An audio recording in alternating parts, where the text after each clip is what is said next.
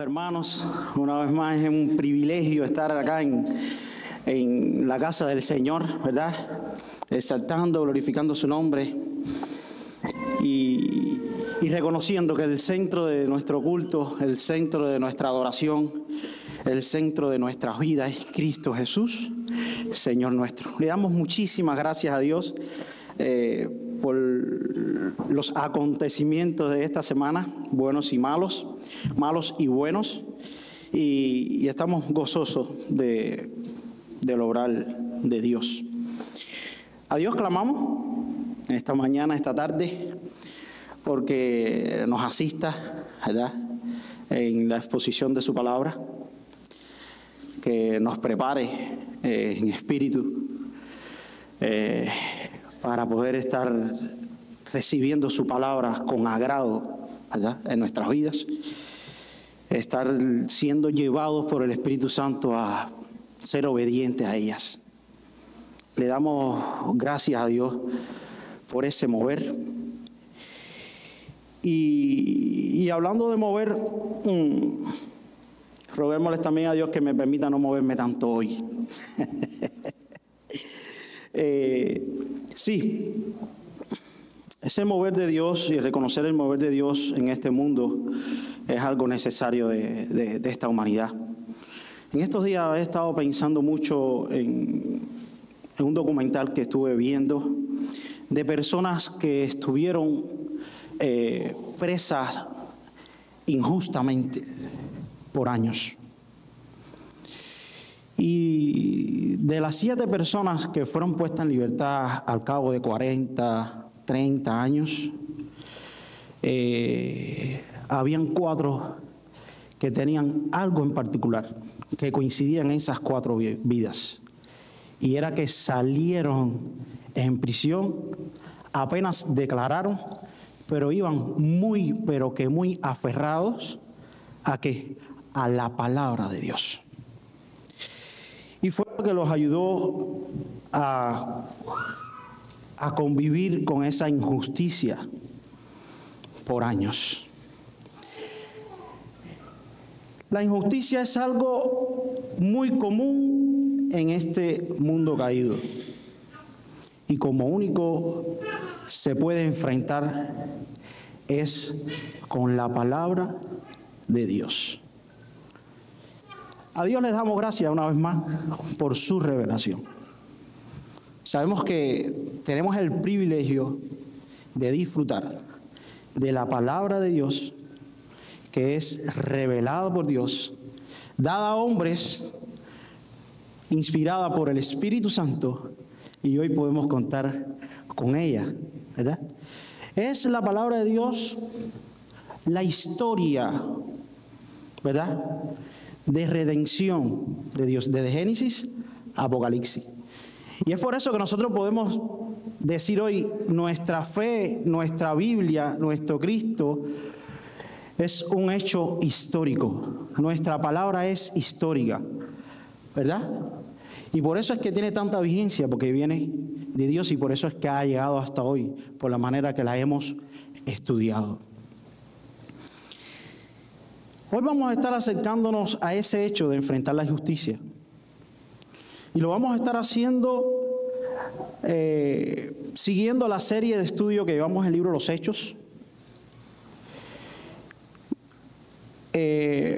Una historia, le estaremos dando continuidad a una historia hoy que se comenzó desde el capítulo 21.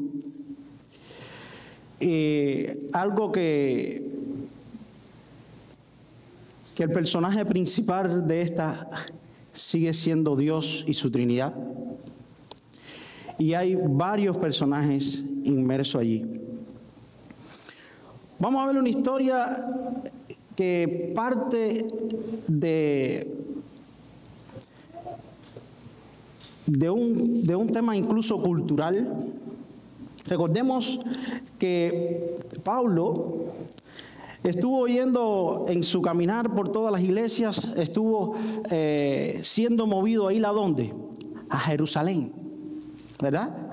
Y muchas personas le decían, no vayas, hermanos de la fe, no vayas. El Espíritu Santo nos está revelando, no vayas.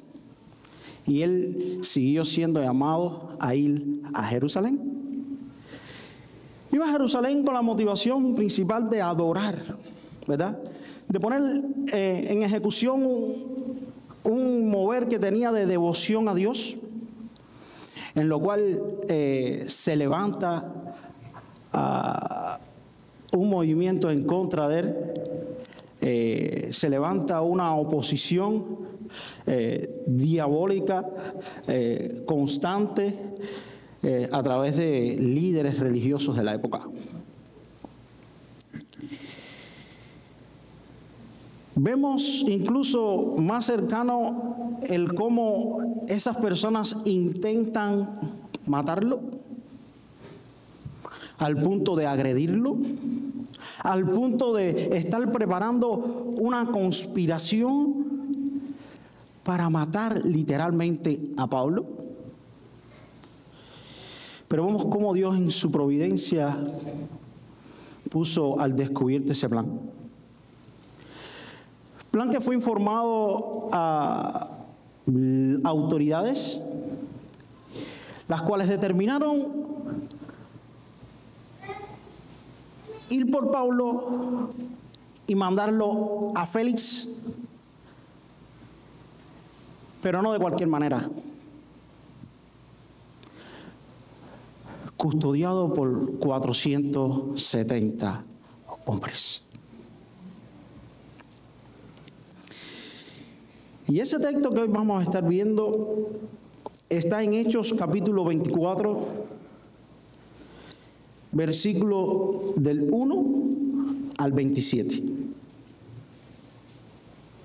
Y vamos a estar yendo allí con un pensamiento.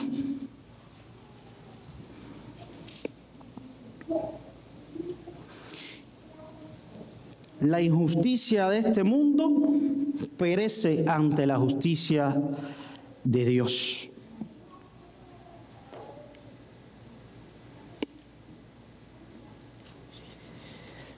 Vemos cómo Pablo fue llevado a Félix y vamos a ver, qué es lo que ocurre en esa historia. Y te invito a que vayas allí a tu palabra. Dice la palabra del Señor.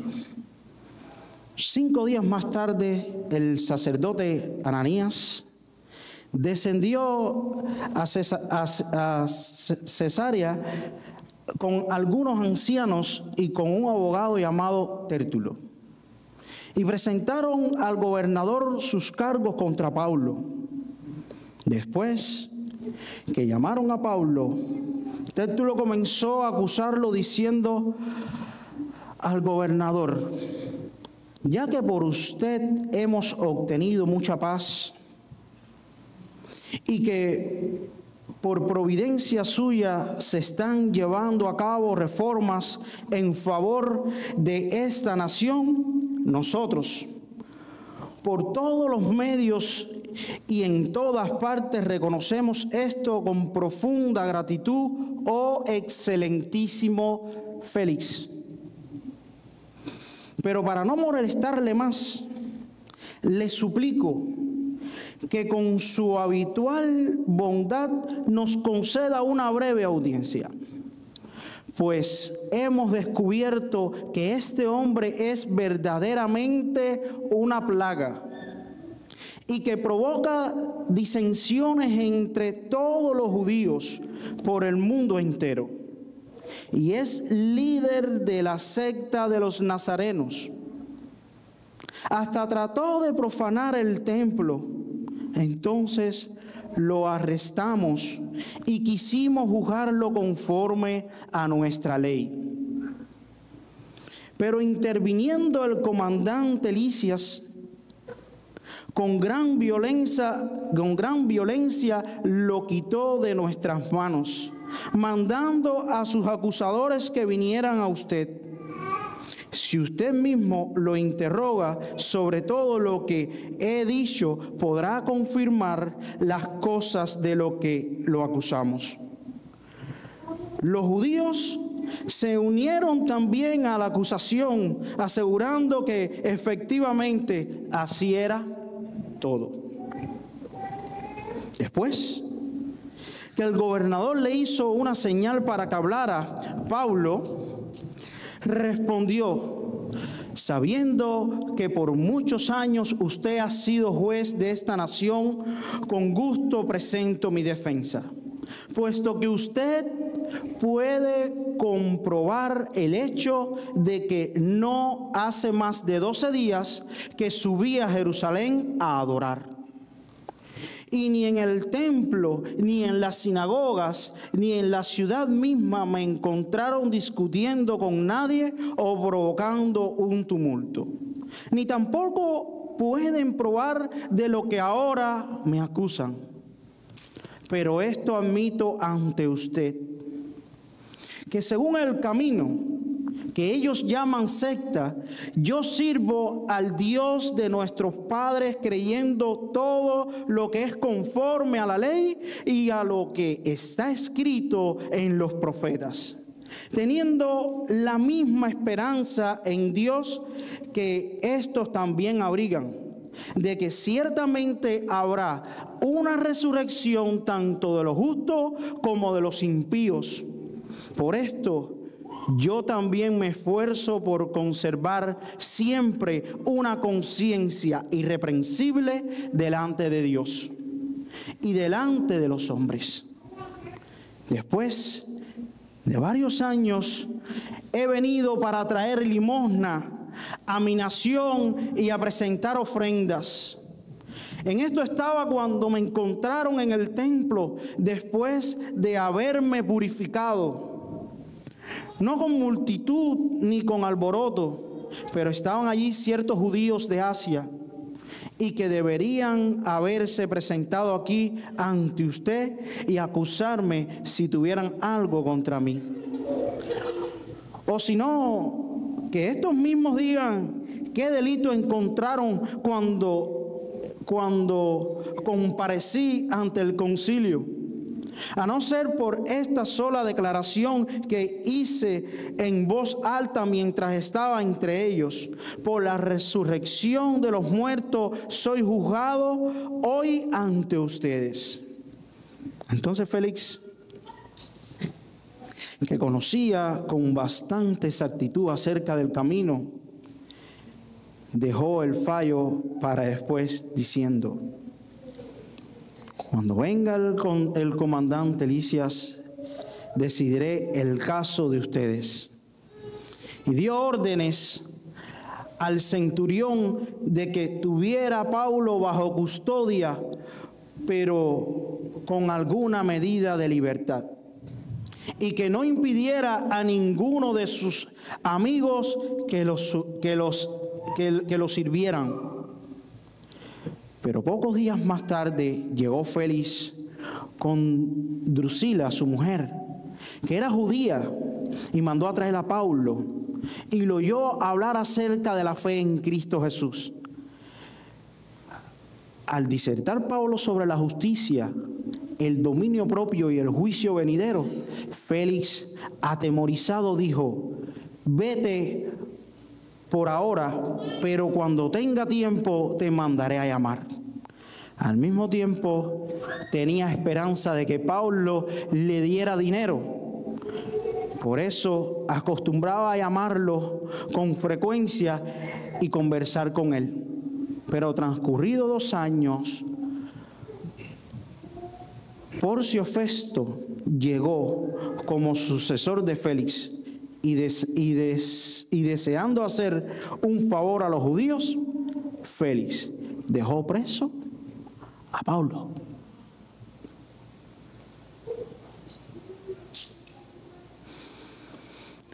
Vamos a estar viendo el contenido de este proceso judicial. ¿Y qué tiene Dios a través de esto para nosotros hoy?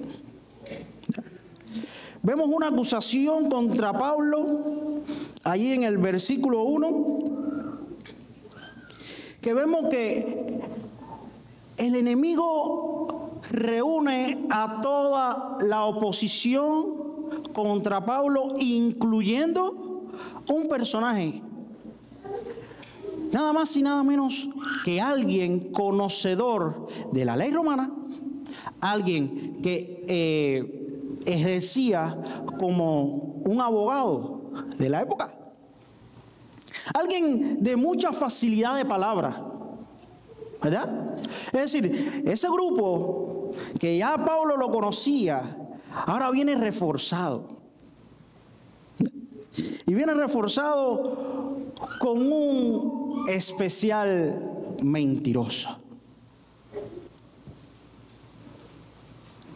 Con alguien que cuando el gobernador le da la posibilidad de hablar, nada más y nada menos que lo que infunden son mentiras.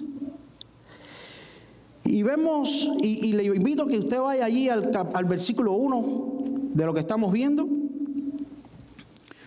Versículo 2, después que Pablo fue llamado, ¿verdad? Y miren cómo comienza esta persona su discurso. Dice: ya que por usted hemos obtenido mucha paz y que por providencia suya se están llevando a cabo reformas en favor de esta nación, nosotros, por todos los medios y en todas partes, reconocemos esto con profunda gratitud, oh excelentísimo Félix. Era normal que un judío en su cultura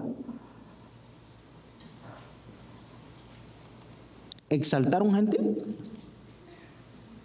No. Y hay evidencias de que Félix era alguien malvado, alguien perseguidor de los judíos, alguien que los judíos no tenían ningún tipo de motivación, de elementos, de ningún tipo de interés de estar exaltándolo. Era alguien arrecio totalmente allí, independientemente de su formación. Era alguien que provenía de una cultura corrupta, de una cultura de malos hábitos. Y vemos cómo esta persona empieza a referirse. ¿Con qué? Adulándolo. Con lisonjas. Porque tenía evidentemente el interés de ¿qué? De ganar su favor. Ellos venían con la intención de acabar, de hundir ¿a quién? A Pablo. Y tenían que hacer lo posible y lo imposible. Y miren bien, como dice allí, ya que por usted hemos obtenido mucha paz. Mentira. Dice, y que por providencia suya se están llevando a cabo reformas en favor de esta nación. ¿Incierto? Nosotros por todos los medios y en todas partes reconocemos esto con profunda gratitud, oh excelentísimo Félix. Qué manera de lisonjear. Ahora miren lo que dice a continuación en el versículo 4.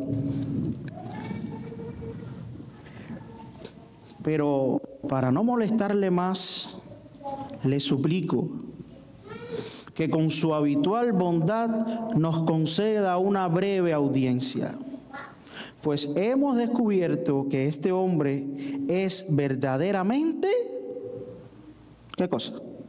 ¿Qué dice allí? Una plaga. Sigue más adelante, dice, y provoca disensiones entre todos los judíos por el mundo entero. Y es el líder de la secta de los nazarenos, hasta trató de profanar el templo. Entonces lo arrestamos y quisimos juzgarlo conforme a nuestra ley. Ustedes recuerdan que lo primero que le hicieron fue mandarle dar en la boca. ¡Bum! ¿Realmente querían ellos jugarlo? ¿O ellos querían matarlo literalmente? Y nosotros estamos viendo acá que una de las herramientas de los enemigos de Dios, una de las herramientas de los representantes del gobierno de Satanás es la lisonja y la mentira. Es algo que estamos viendo aquí, esa sutileza. Por no solamente hacerle daño a Pablo, sino desacreditarle el evangelio de Cristo. Necesita de estas herramientas. La mentira y la adulación son herramientas de la injusticia de este mundo.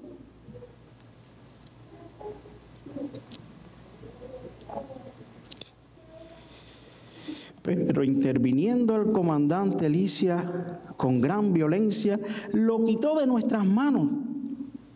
¿Fue eso cierto? Mentira.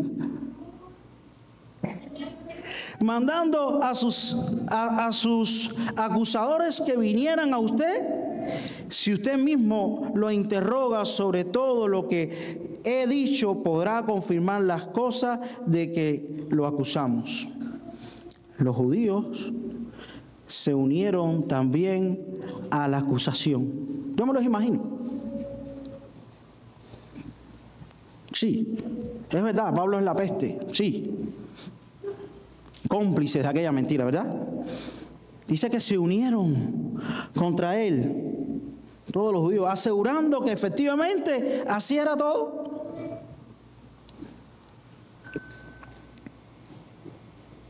¿Qué tarea? Esa la de Pablo. ¿Qué tarea? ¿Qué tarea había sido dada a Pablo y qué clase de prueba estaba pasando, cierto?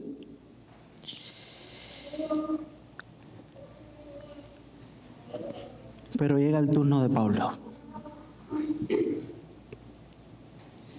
Y sé que después que el gobernador le hizo una señal para que hablara a Pablo,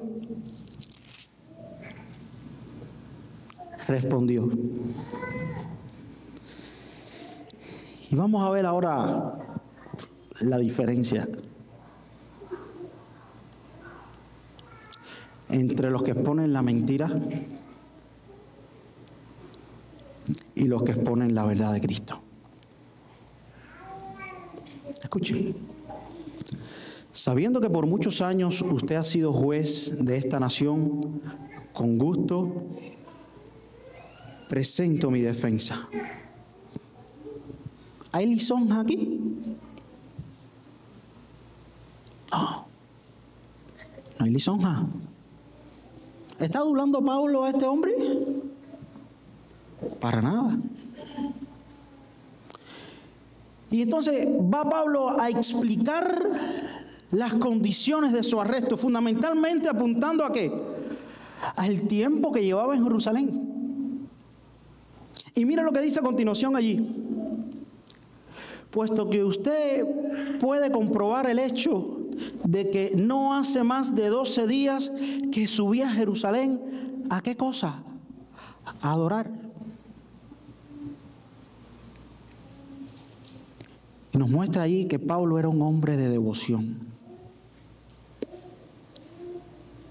Dice a continuación, dice, yo subí a adorar y ni en el templo, ni en la sinagoga, ni en la ciudad misma me encontraron discutiendo con nadie o provocando un tumulto, ni tampoco pueden probar de lo que ahora me acusan. Es decir, Pablo claramente está desenmascarando todo lo que se estaba y se había infundido contra él. Nadie puede probarlo.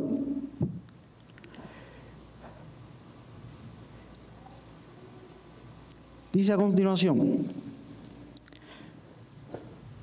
pero esto admito ante usted, que según el camino que ellos llaman secta, yo sirvo al Dios de nuestros padres, creyendo todo lo que es conforme a la ley y lo que está escrito en los profetas, teniendo la misma esperanza en Dios que estos también abrigan, de que ciertamente habrá una resurrección tanto de los justos como de los impíos. Por esto yo también me esfuerzo por conservar siempre una conciencia irreprensible delante de Dios y delante de los hombres. Yo digo, wow. Y ya Pablo está dándole. Ya Pablo está entrando ya en un tema de convicción. Ya Pablo está diciendo, es necesario que esto vaya cogiendo su paso con la exposición del Evangelio. Es necesario que ya vaya siendo desenmascarada toda esta patraña. Porque es que yo no entiendo cómo personas tan estudiosas de la ley son tan mentirosas. Como personas que se podían recitar los salmos, se les ha olvidado el Salmo 12, versículo 3. ¿Cómo es posible que personas así se les haya olvidado eso? ¿Cómo? Alguien que lo vaya buscando, en lo que voy también encontrándolo acá. Salmo 12, versículo 3. ¿Cómo personas como ustedes son tan mentirosas? Pablo allí claramente se los estaba demostrando ahí a Félix. Esta gente diciendo que yo estoy violentando, diciendo que yo... No, los que están mal son ellos. Al punto que su celo los ha llevado a estar olvidando lo que dice la Escritura.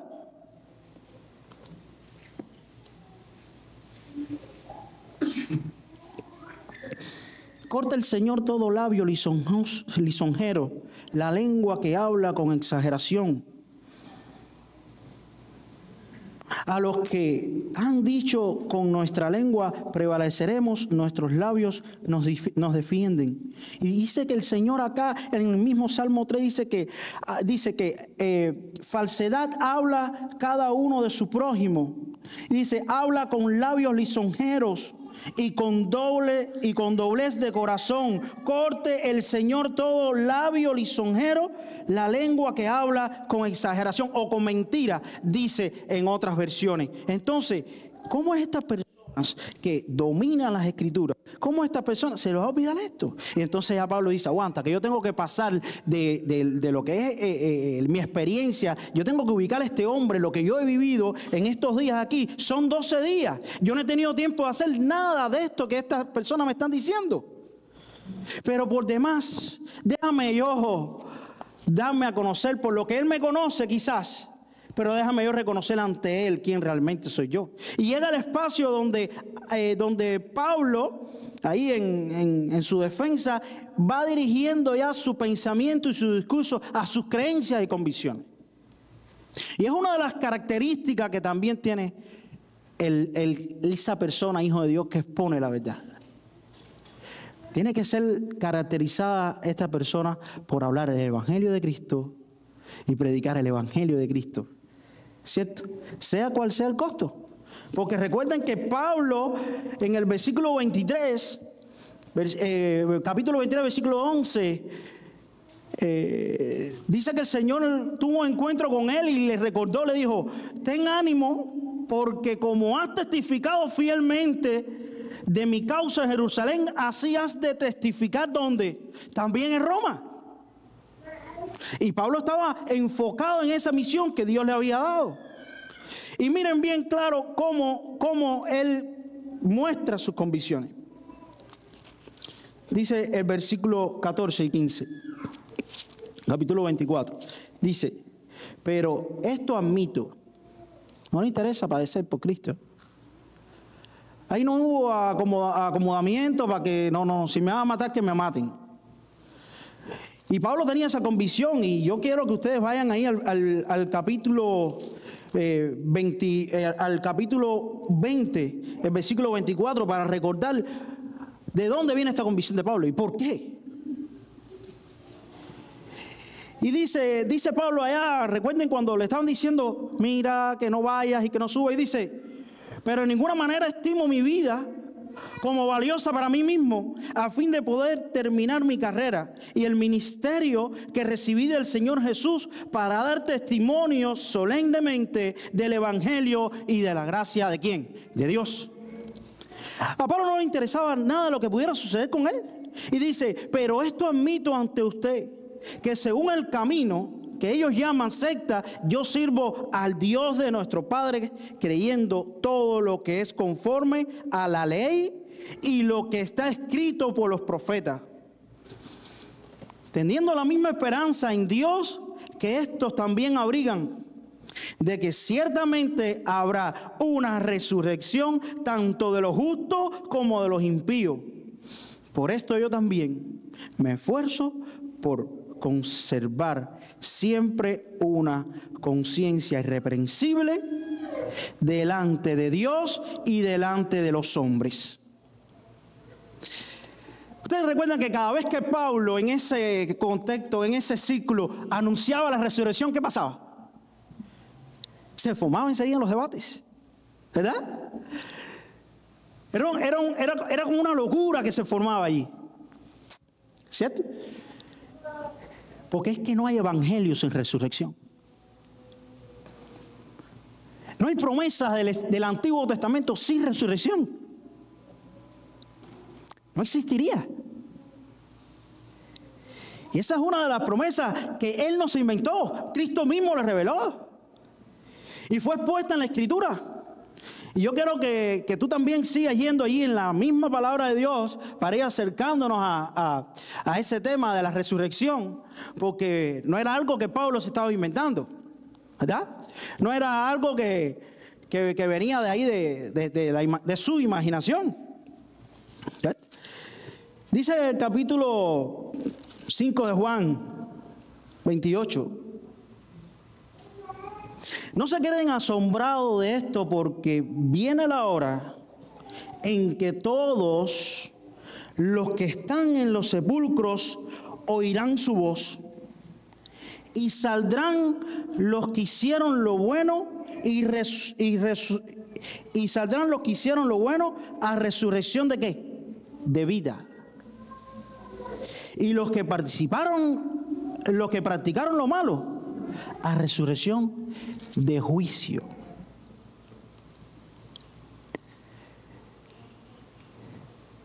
Pablo está diciendo, yo creo en la resurrección.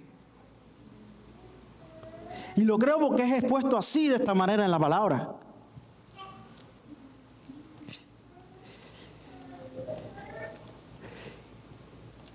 Pero por demás le digo que yo persevero en esto que dice en el versículo 16. Por esto yo también me esfuerzo por conservar siempre una conciencia, ¿qué cosa? Irreprensible delante de Dios. Yo no estoy jugando entre dos aguas. Yo no estoy participando en las exposiciones de los representantes de Satanás, no. Yo estoy siendo y tratando de mantener una conciencia, ¿qué cosa? Limpia delante de Dios. Porque quiero disfrutar de la resurrección de vida para vida eterna, no para juicio.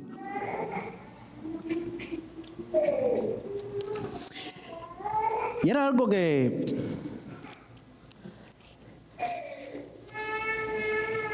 Pablo se caracterizó, y van a ver después en el capítulo 25, por ser un pleno exponente de su convicción en Cristo. Esta no es la única comparecencia que él va a tener. Él va a tener que estar compareciendo después en otros escenarios. Y evidencia de esto está acá en Timoteo. Te invito a que busques Timoteo, segunda de Timoteo, capítulo 4, del 16 al 18.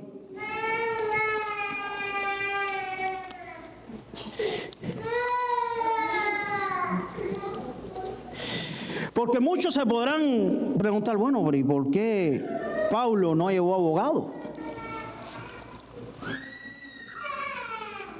¿Por qué Pablo fue solo? Es porque él cree claramente que Cristo es su juez, es su abogado. Y vemos ahí en esa porción de la palabra que que el Señor nos está moviendo a revisar, ¿verdad? Como dice, él diciéndole a Timoteo: en mi primera defensa nadie estuvo a mi lado, sino que todos me abandonaron. Que no se les tenga en cuenta. Pero el Señor estuvo conmigo y me fortaleció a fin de que por mí se cumpliera cabalmente la proclamación del mensaje y que todos los gentiles oyeran. Y fui liberado de la boca del león. El Señor me librará de toda obra mala y me traerá a salvo a su reino. ¿Qué cosa? Celestial, dice ahí la palabra. A Él sea la gloria por los siglos de los siglos. Amén. Ese era Pablo. ¿Ustedes creen que necesitaba un hombre que lo defendiese? Para nada. Tenía el mejor de los defensores. Cristo expuesto a través de ¿qué cosa? De su palabra. Sigue avanzando el texto. Sigue mostrando que el evangelio es su mejor defensa. Sigue dando una clase magistral de lo que es exponer la palabra de Dios y hacer la diferencia, ¿verdad? Vemos allí incluso cómo Pablo, su defensa fue caracterizada por cortesía y no por lisonja, por razón, no por malicia. Fue caracterizada por mucho respeto y no por desprecio. Fue caracterizada por muchos argumentos y no por abuso. Y vemos cómo en esa pequeña porción de la palabra sobreabunda la gracia, la calma, la corrección y la coherencia. Pero ahora esto se pone interesante. Y se pone aún más interesante porque vemos el cumplimiento de la voluntad de Dios en la persona de Pablo, ¿verdad? Y ahorita estuvimos leyendo la porción de que Pablo coge ánimo que tú tienes que estar, ¿qué? Lo mismo que hiciste en Jerusalén de testificar en mi nombre, tú tienes que seguir testificando en Roma. Y vemos cumplimiento en la Escritura, como bien decía Dios a través de nuestro pastor, que citó también el texto de Hechos 1, versículo 8.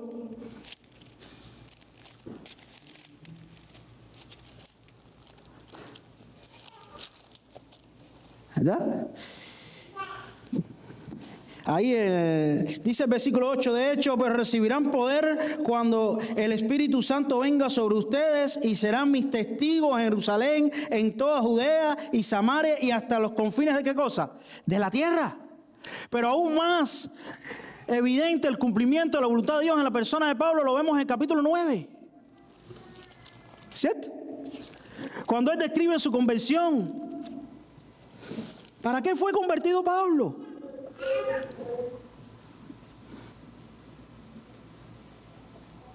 Dice que él dice, ve porque él es mi instrumento escogido para llevar mi nombre en presencia de ¿qué cosa? De los gentiles, de los reyes y de los israelitas, porque yo le mostraré cuánto debe parecer por mi nombre.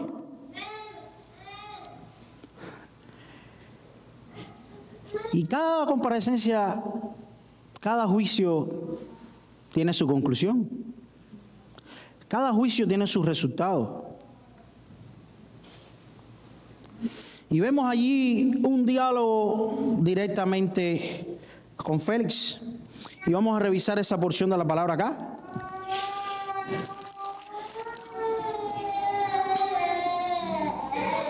Dice a partir del versículo 17. después de varios años he venido para traer limosna a mi nación. Él sigue describiendo toda su experiencia allí, ¿verdad? Y a presentar ofrendas, ¿verdad?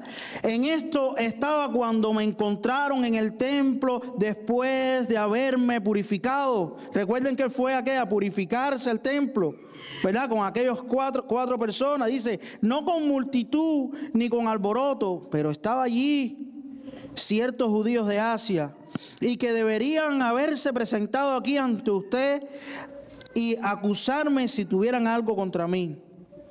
O si no, que estos mismos digan qué delito encontraron cuando comparecí ante el concilio, a no ser por esta sola declaración que hice. Y vimos ahí el tema del juicio de los muertos, ¿verdad? Ahora dice el versículo 22. Entonces Félix, que conocía con bastante exactitud acerca de qué cosa, del camino, dejó el fallo para después, diciendo, cuando venga el comandante Lisias, decidiré el caso de ustedes. ¿Por qué ustedes creen que Félix no decidió al momento? Y es una de las características de aquellos que quieren gobernantes de naciones, que quieren estar bien con Dios, con el diablo. Es una característica de aquellos que juzgan injustamente de querer estar bien con Dios y con el diablo, ¿verdad? Y entonces saben de que es inocente la persona. Vamos a dilatar este proceso. Vamos a dilatarlo. Y eso a mí me hacía recordar mucho cuando Jesús fue llevado allí y le preguntaron a la multitud, bueno, ¿a quién dejamos libre?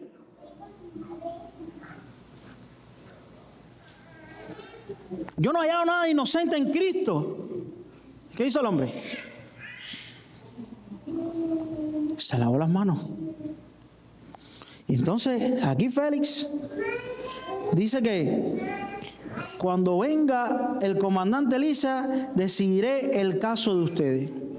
Y dio órdenes al centurión de que tuviera a Pablo bajo custodia, pero con algunas medidas de libertad, y que no impidiera a ninguno de sus amigos que lo sirvieran. Vemos a Pablo ahora disfrutando de qué cosa. No de una libertad. Disfrutando de un encierro con algunas flexibilidades. Y ahí viene algo grandioso. Pablo testificando del evangelio de Cristo ante Félix. Fíjense que el interés de Pablo marcadamente aquí no es salir al suelto. El interés de Pablo es predicarle el evangelio a Félix. Y dice,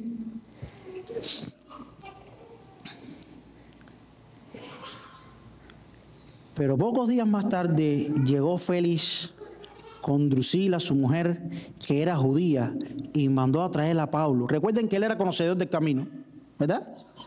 ¿Y su mujer era qué? Judía. Y lo oyó hablar acerca de la fe en Cristo Jesús. Entonces Pablo, al disertar Pablo sobre la justicia, el dominio propio y el juicio venidero, ¿qué pasa con Félix? Dice que Félix se atemorizó. Dice, Félix atemorizado dijo, vete por ahora, pero cuando tenga tiempo te mandaré a llamar. Y eso es lo que hace el Evangelio de Cristo. Cuando nosotros somos fieles expositores del Evangelio de Cristo, la palabra de Dios confronta, ¿verdad? Y más que dice la misma Escritura que Félix era conocedor de qué cosa, del camino, y vivía actuando en contra del camino, y estaba actuando en ese momento en contra de qué cosa, del camino. Y el camino era ¿quién? Cristo mismo. Y entonces ahí vemos a Pablo diciendo, me vas a escuchar ahora. Voy a hablarte de algo que tú no quieres. El dominio propio y el juicio venidero. Y dice que Félix se atemorizó. Amado hermano, no es suficiente con atemorizarse. No es suficiente con tener temor. Se necesita creer en Cristo y arrepentirse. Hay mucha gente que modelan a un mundo exterior.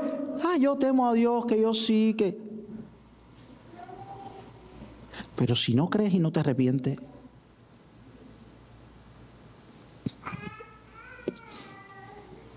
no has alcanzado nada.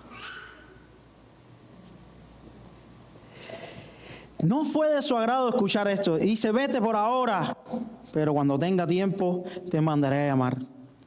Al mismo tiempo tenía esperanza de que, ¿qué cosa? Pablo le diera dinero. Por eso acostumbraba a llamarlo con frecuencia y conversar con él.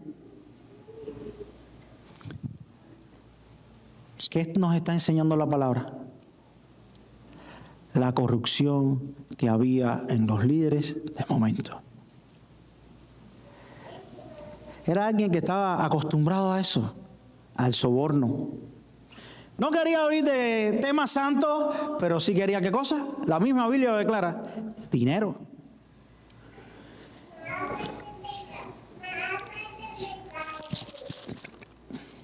Y muchos dirán, bueno, entonces, ¿cómo fue que Pablo se ha estado sosteniendo en este tiempo? ¿Qué sostuvo a Pablo en este tiempo? Y uno dice, bueno, ¿qué tiempo? Dice, por eso dice, pero transcurridos 2 años en esta situación,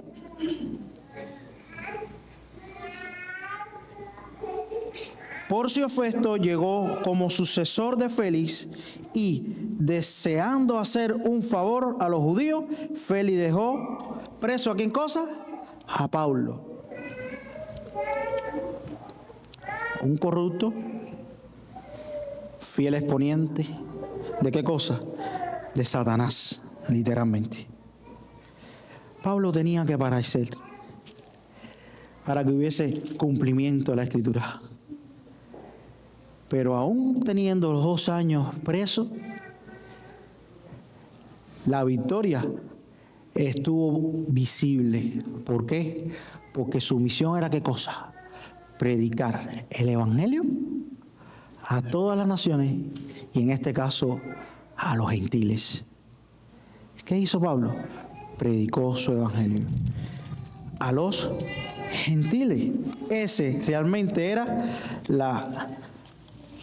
el llamado que tenía Pablo en ese momento. Hoy vimos cómo las fuerzas del mal se unen contra la injusticia que caracteriza este mundo, se une en contra de la justicia de Dios. Y hay aplicaciones claras para el pueblo de Dios hoy. No seamos partícipes de las patrañas de este mundo. Más bien seamos exponentes del Evangelio de Cristo, perseverando en todo tiempo, sea cual sea el costo y los resultados. No te detengas.